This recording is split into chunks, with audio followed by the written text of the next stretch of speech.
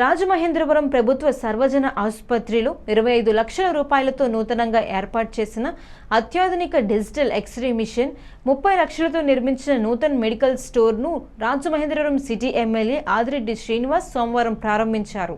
MLA Adireddy మాట్లాడుతూ గత వైకాపా ప్రభుత్వ హయాంలో కుంటుబడిన వైద్య సేవలను గాడిలో పెడుతూ ప్రజల్లో ప్రభుత్వ వైద్యంపై నమ్మకాన్ని పెంచడమే కూటమి ప్రభుత్వ లక్ష్యమన్నారు.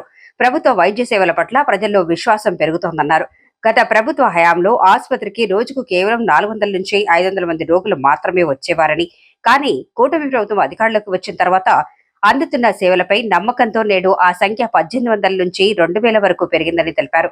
వచ్చే నెల రోజుల్లో ఇదే తరహా మరో అత్యాధునిక మిషన్ ను అందుబాటులోకి తెస్తామని, దీనివల్ల రోజుకు వచ్చే 300 మంది రోగులకు అత్యంత వేగంగా సేవలు అందుతున్నాయన్నారు. ఆసుపత్రిపై ఒత్తిడిని తగ్గించేందుకు నిర్మించిన క్రిటికల్ కేర్ బ్లాక్ ప్రారంభోత్సవానికి సిద్ధంగా ఉందని ఆదిరెడ్డి వాసు తెలిపారు. Setti Balija corporation chairman Kadupudi Satyababu, Janasena city incharge Anusri Satyanarayana, కూటమి నాయకులు Kasi Naveen, Majji Rambabu, superintendent doctor Rajasekhar, Kennedy వైద్య బృందం పాల్గొన్నారు.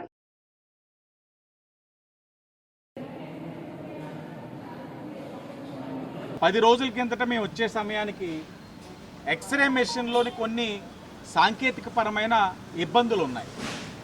దాంతోపాటు ఇప్పుడున్న ఎక్స్రే మెషిన్ ఏదైతే ఉందో అక్కడ ఒక వ్యక్తి, ఒక రోగి స్కాన్ జరిగిన తర్వాత రిపోర్ట్ రావడానికి 5-6 నిమిషాలు పడే పరిస్థితి. రోజుకి 200-300 మంది వస్తూ ఉన్నారు. కాబట్టి వారికి ఇంకా మెరుగ్గా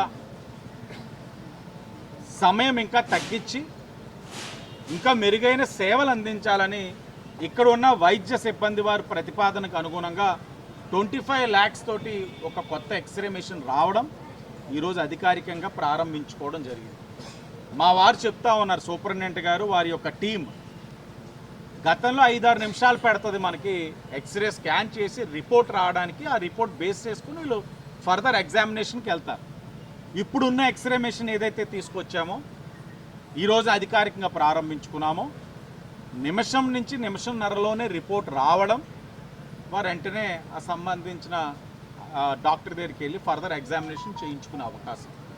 అంటే ఒక వ్యక్తి పైన 3-4 నిమిషాలు తగ్గించగలుగుతా ఉన్నాం.